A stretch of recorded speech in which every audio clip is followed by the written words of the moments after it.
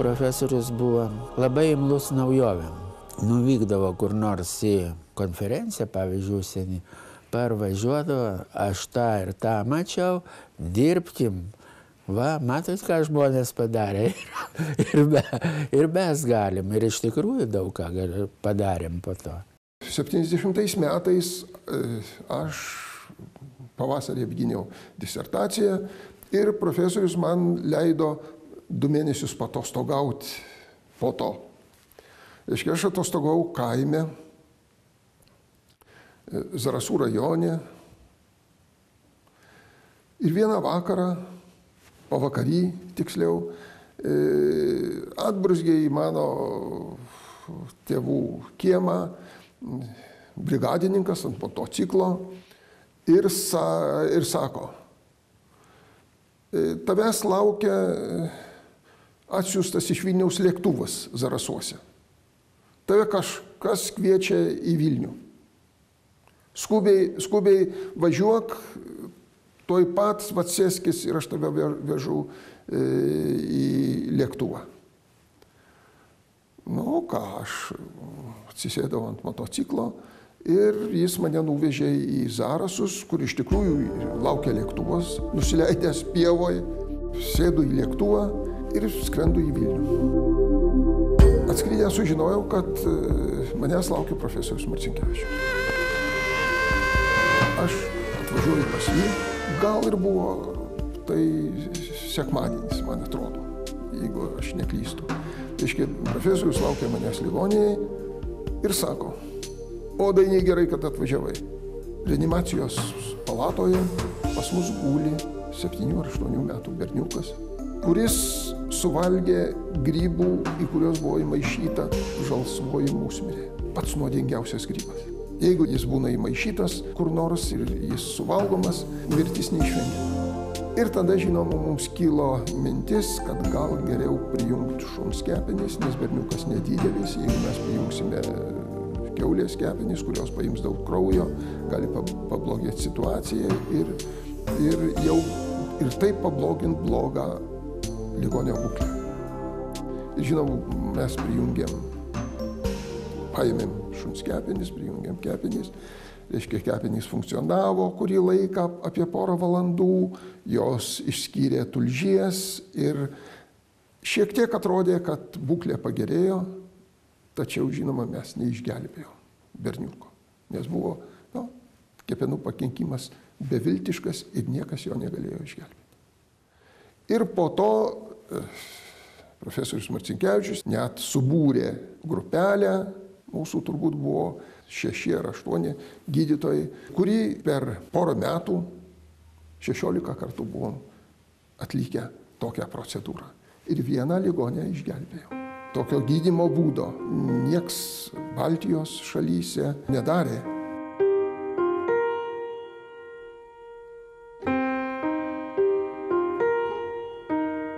Mes neturėjom kur pasižiūrėti operacijų, kur jau, sakysime, užsienį. Mes negalėjom ten nuvažiuoti, mūsų neišleisdavo ir profesoriaus Marcinkevičiaus neišleido. Tai Maskvoje įdomus dalykas, kad mes keletą kartų, aš asmeniškai buvau išvarytas iš operacinės. Mums neleido pasižiūrėti. Tas mus žeisdavo stipriai ir mes nemėgom Maskvos. Vien dėl to. Didžiausi jumorai tai, žinoma, būdavo, kai mes norėjom apsirūpinti geresnę aparatūrą arba medžiagom. Tai ten visko įvykdavo ir, aišku, tos komandiruotės į visus Tarybų Sąjungos miestus, daugiausiai Maskvą, kur mes patirdavom visokiausių nuotykių. Mane asmeniškai buvo suėmę KGB žmonės, kada aš nešiausi įtartiną lagaminą. Tiesiog gatvėje, bet ten buvo tokia situacija, kad ten buvo saugoma. Saugoma aš nepajutau. Jie atidarė mano lagaminą, aš ėjau į tam tikrą įstaigą, kad man būtų suteiktos galimybės įsigyti siuvamos medžiagos širdies ir kraujagyslių chirurgijai. Tai buvo nelabai lengva tais laikais ir aš nešiausi lietuviškos rūkytos dešros, pilną lagaminą. Tai mane trumpam sulaikė, neilgam, aiškinosi, kas čia yra, gal čia yra kažkokie tai sprogmenys ar kas nors tokio. Bet aišku, tai buvo tam tikra prasme ir sprogmenys. Kadangi aš atidariau čemodaną, tai tas toksai aromatas lietuviškų dešrų atmetė atgal net tos KGB žmonės. Neįsišok aukščiau, pirmą Maskvoj, tegu padaro, o paskiau čionais.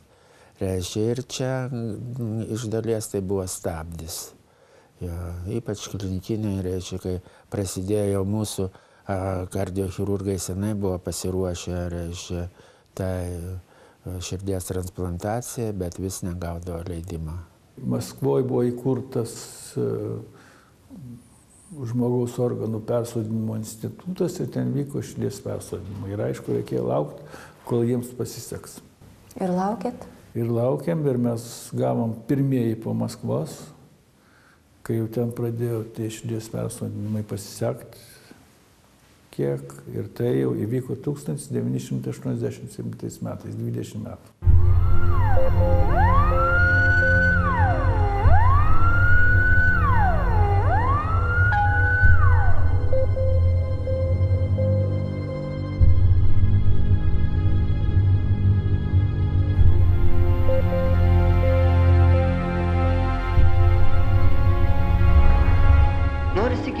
Norisi gyventi. Kad nesinorėtų gyventi, tai būtų, bet visgi gyvenimas yra brangus dalykas, didelis dalykas ir gyventi norisi.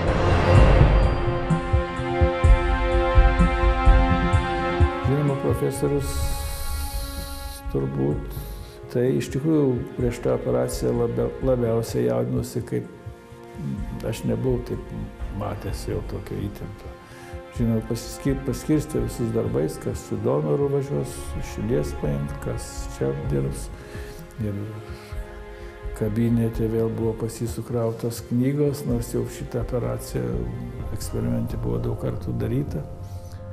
Ir tikrai, reiškia, lyg tai viskas pasiruošta, tai vėl skaitėm kartu knygas, paskui jis likdavo kabinete, o mes ten rūpinomis visais paruošiamaisiais darbais, tai kai užeidavo į kabinetą, tai ko niekad nedarydavo, vaikščiojo po kabinetą, susibastęs, žiūrėdamas į grindis ir aiškiai įtemptai labai ruošėsi operacijai.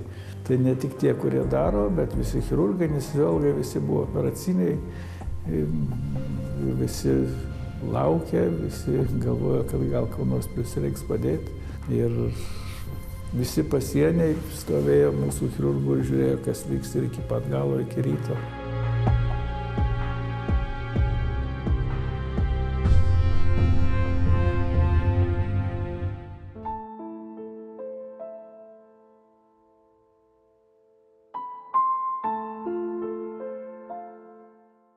Puikiai, nuostabiai jaučiuos kaip niekada. Ir diena graži, ir nuotaika gera. Jau seniai taip buvo.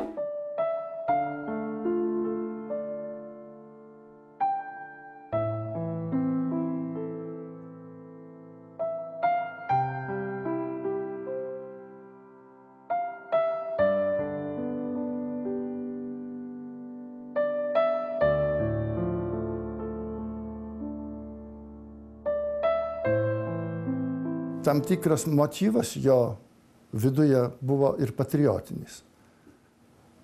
Tas buvo labai jaučiama ir visame kolektyve. Tai buvo, taip sakant,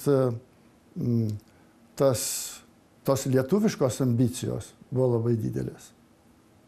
Kunigai tai daugiausiai pas profesorių Marcinkevičių eidavo gydytis, nežinau, kitur matyti, daktarai netaip maloniai su jais sekdavosi.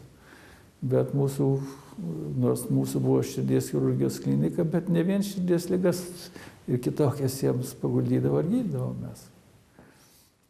Nu, tai nuo to jaunimas irgi auklėjosi. Specialiai nereikėjo sakyti, bet visi jautė tą dvasią ir, sakysim, profesoriaus Marcinkevičiaus vadovaujami katedrai nebuvo praktiškai partinių. Gal vienas ar du.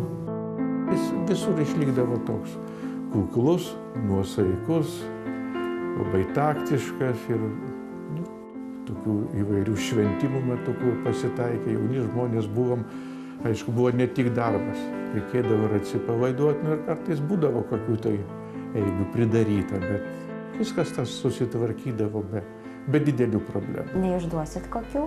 Nu, neišduosiu, aišku, kokių. Nu, kokios ten gali būti. Nu, biškai pasivaišinta per daug, biškai ten dar kas nors atsitiko, bet tai, aišku, buvo ne pagrindinis mūsų gyvenimas, ne didžiausios mūsų bėdos ir be to neapsieina žmonės galų gale. Ypač dirbant tokį sunkų, atsakingą darbą, kai mes dirbdavom ne 12 valandų, ne 24 kartais, o dirbdavai nuo ryto, budėdavai visą parą ir dar sekančią dieną atidirbdavai iki 2, 3, 4, 5 valandos. Be jokio lyg ir papildomo atlyginimo, vien matytas jaunatviškas entuziazmas vedė ir noras padaryti kažką gerai, kažką naujo. Profesorius buvo visada už ligonį. Ligonis pirmiausia, o paskui jau gydytojas. Tai arba, kaip dabar sako, šitai yra patarlė tokia, kad viršininkas visada teisus. Nuo profesoriaus galim pasakyti, kad ligonis visada teisus. Nu ir aš dabar šitą pilnai suprantu, kai jau pats tokių metų ir jau virš tokių, kokių tada buvo profesorius.